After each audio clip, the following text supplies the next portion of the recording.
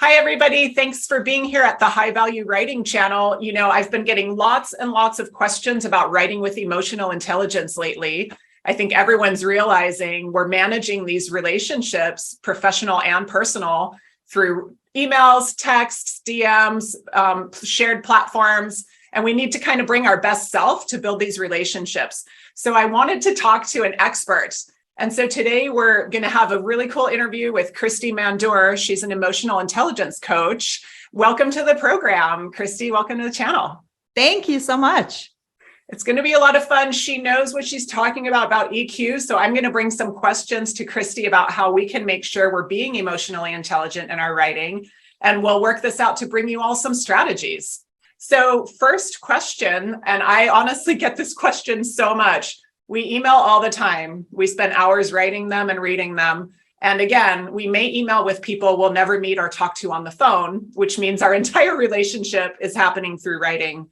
How do you think, in what ways do we need to bring emotional intelligence and think about that as we email other people for work?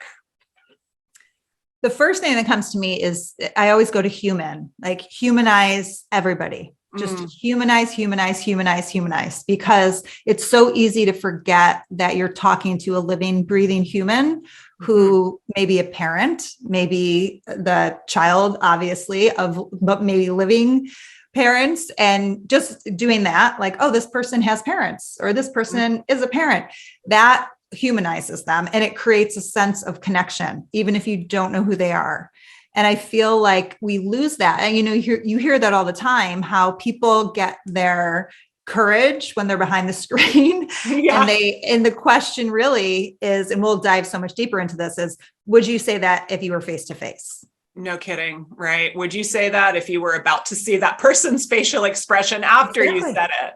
Exactly. Right. That's a strategy right there, actually, which I jotted down, which you just nailed it, is to really, if you don't know the person, we'll touch upon that. But if you know the person in a professional way, envision their face and sense what happens when you envision their face. It might be, oh my gosh, I'm emailing Erin. I might get a big smile on my face and go at it. But if it's someone who ignites and activates something in you, it's totally normal. Just acknowledge that before you go void. Right. And go robotic. Well, yeah, because it's actually, even if it's perhaps a negative feeling that one gets about somebody, we still need to know what those feelings are to make sure that they don't impact our writing in a way that we don't want them to. Exactly. So I totally agree. Imagine the real, right? Pretend that person is right there. Imagine them opening up the email. And I love what you said about humanizing, because I think not only do we want to bring our human self as a writer, but we want to humanize the reader to ensure that we treat them well and that we work well with them through our writing. And so I love your idea of, who is this person? Oh, they have a kid. They have a dog. They're somebody's daughter. They're somebody's colleague, right? They're out there watching a soccer game for their kid. Get to know them as a human. Now, you also mentioned, though, often we don't know who we're writing to, or potentially we're writing to a group of people. Maybe that we don't know any of them. Maybe we know some and others we don't. Have you worked with the folks that you coach when you're even talking on the phone to someone you don't know, or when you're writing an email to someone you don't know? How can we be emotionally intelligent? So the first thing I would say is try to get as much information as you can about the group or the person that you're talking to, because nowadays it's so easy and we take that for granted sometimes, but it's literally right at your fingertips to just do a little search and look up their LinkedIn profile, look up the company that they work for to get a good feel of the culture, to sense what's happening, to sense the types of people that you're speaking to. And then it can really greatly inform the way that you bring yourself to the screen, whatever screen. And one thing that you said too, Erin, was when you're just checking in with yourself, it becomes very one-sided. So that's the first step. I mean, that's the first competency of emotional intelligence, is self-awareness. Right. There's also someone else. So if it's just you and you're just looking at it like that, it's not a reciprocal conversation in a way. And so I absolutely agree with you to check yourself, and be self-aware. And then the second competency is self-regulation. We can get into more if you'd like. And then empathy. So the more you're self-aware and you just practice it regularly, low stakes environments, it becomes a muscle that it becomes a habit. And then the cool thing is you're simultaneously strengthening your empathy when you can become more self-aware with yourself. So, right. Well, you made me think of an example that came up in a workshop recently about what I would call self-monitoring and self-regulation, because, right, we don't want writing to be a one-way street where I just send out all the stuff I want to say, whether you want to hear it or not. We have to think about that reciprocity. And sometimes in my workshops, we do true confessions where we share kind of writing fails. And love that. It's really fun. Yeah. One person in a leadership development program shared that he was a new manager and had recently sent his supervisor an update of like how his first month has gone. And he wrote about 5 paragraphs in this email and sent it off. And then in class, we were talking about this idea that many people just want the bottom line in an email. And he said, I might have messed up on this recently. I realize now my supervisor is a bottom line person, but I sent her 5 paragraphs as an update. And we said, well, why did you do it? And he said, well, I was proud of myself. I liked all the work I did, and I ended up explaining all of it. And only later did I think she didn't really want all of that right now.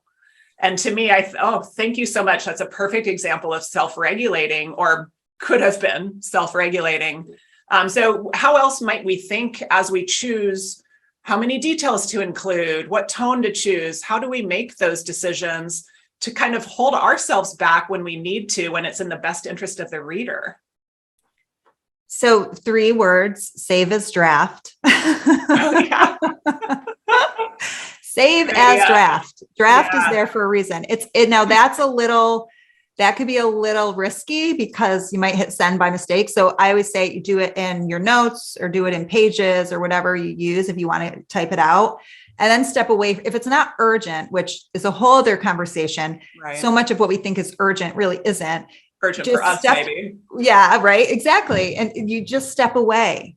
And that's the other thing is like, if it's urgent for you, that comes into thinking like, why is it urgent? Did I wait to the last minute? Was I procrastinating? Is there something really high stakes happening? And then you get to step away, you go for a walk, you watch something like a funny video, you play with your dog, whatever.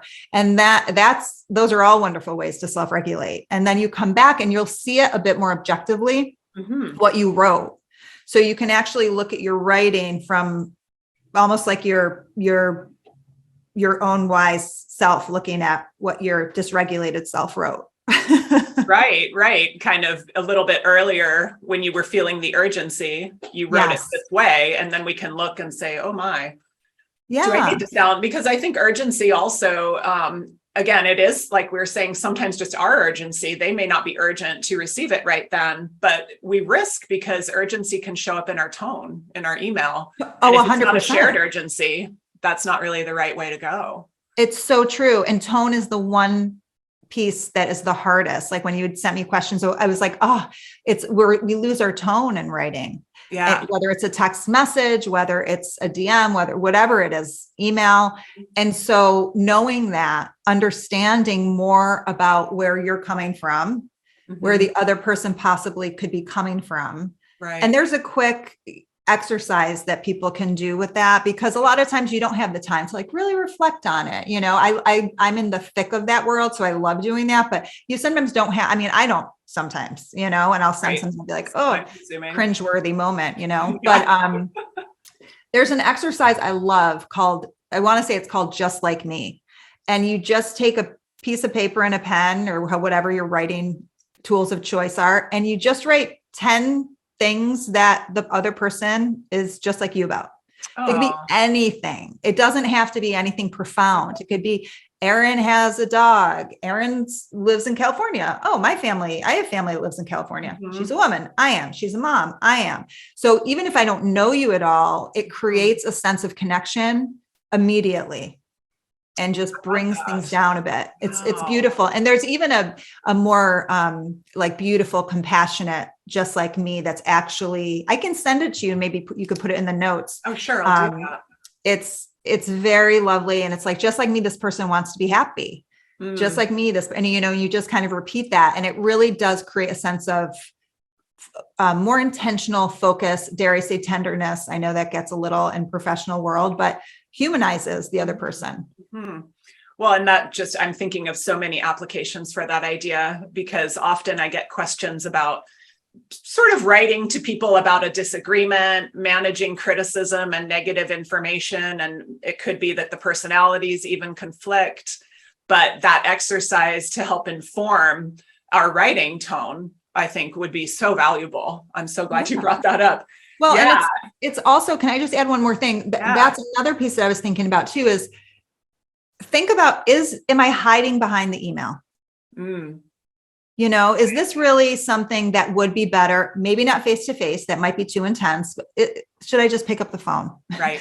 And it might be uncomfortable, but the phone is that middle ground where you do get your tone, you get your speed, which are taken away through email, but you don't have that pressure of face-to-face, which I don't care how old you are. I don't care how long you've been in whatever industry you're in. It can get very nerve-wracking, especially when there's a disagreement involved. Yeah.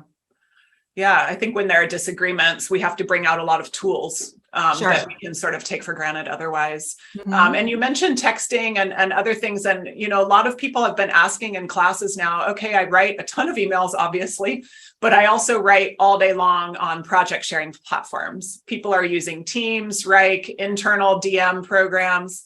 They're writing kind of throughout the day to one another in these brief ways.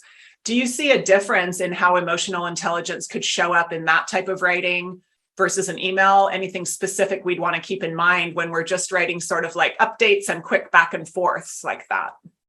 Yeah, I mean, it's not a really sexy or exciting answer, but I feel like it's the more clarity you can get in regards to how your team or your company or the other team members and cross-departmentally, how they communicate, gives you so much more certainty on how to communicate in those fast-paced other means and tools.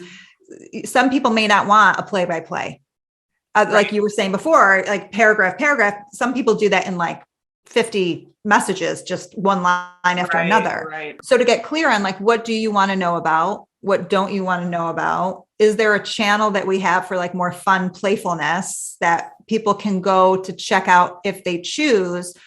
And maybe we keep this line work related only. Yes. And just, it's the clarity ahead of time. And sometimes it's trial and error. You get to a point like, oh my gosh, Kristy is just like nailing me with all of these, like, boom, boom, boom.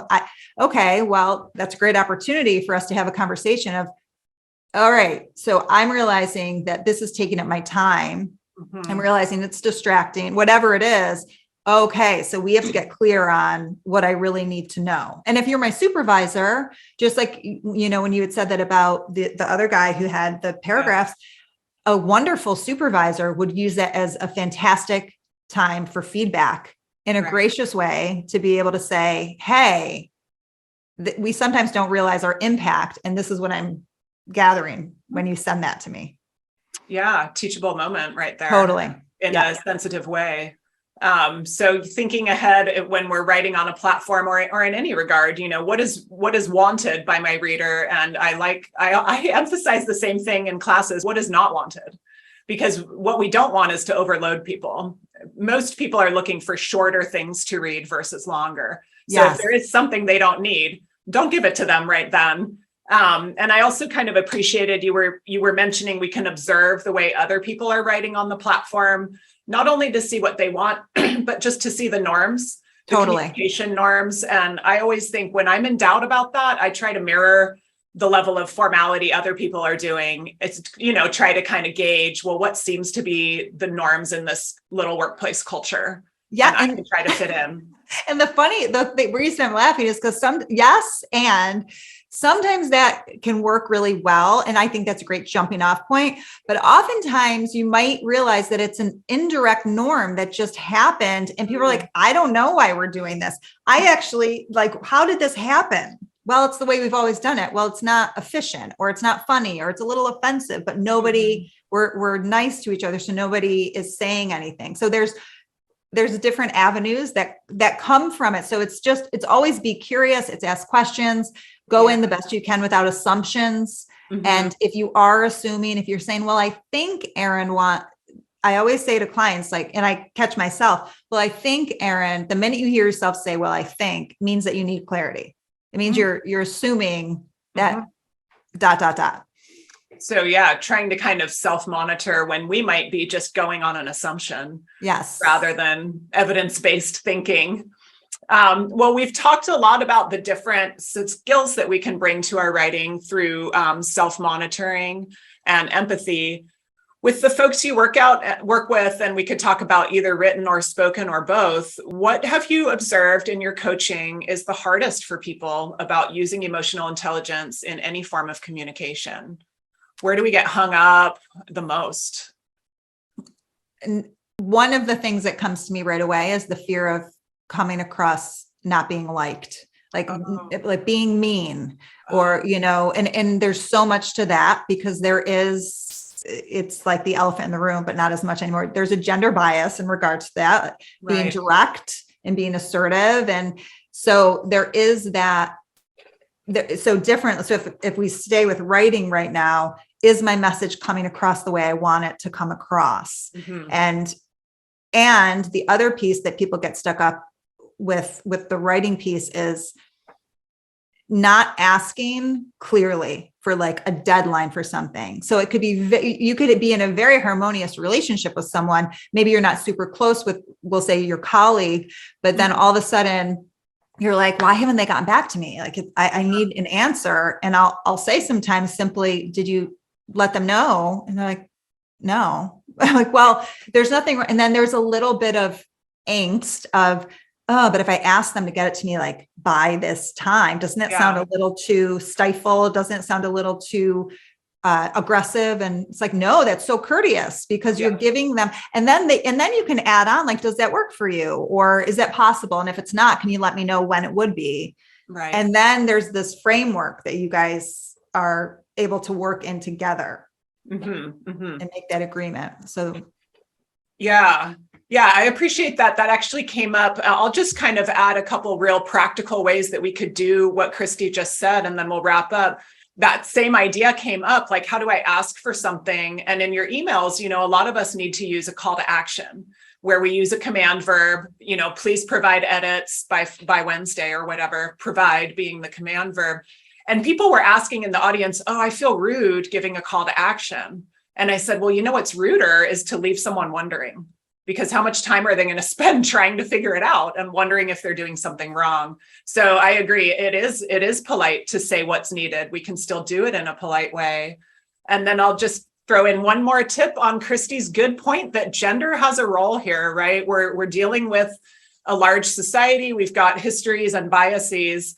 Earlier today, I was on a podcast and we talked about the word just as a gendered word, where many women have been conditioned to self-dismiss and say, well, I'm just bringing this up. I'd just like to offer an idea just as another alternative.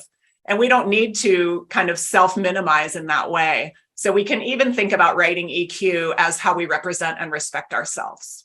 Yes. And I'll add within that, when you say polite, I look at it like respect. It's so mutually respectful. And that has a bit more of a rich root to it when you think of, I'm respecting this person. Because again, the polite side, I do think also has a gender bias. So I get a little ruffled with that. Gotcha. So I feel like if you look at it like, I'm respecting this person, it's just like Brene Brown says, clear is kind.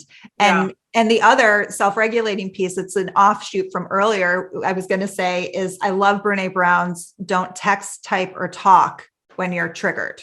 It's such a great go-to, no TT or T. Right. When you're Go get a cup of tea, but don't do any of the other. Put it off a little when you're triggered and you can feel the heat in your body. That is time to write. Yes. Yes. Well, Kristy, thank you so much. These are really actionable ideas that we're bringing to the high value writing viewers. And I really appreciate you doing this discussion with me. And I look forward to working with you again sometime soon. Thanks, Erin. Yeah. Thanks, everybody. Have a good day out there. Bye.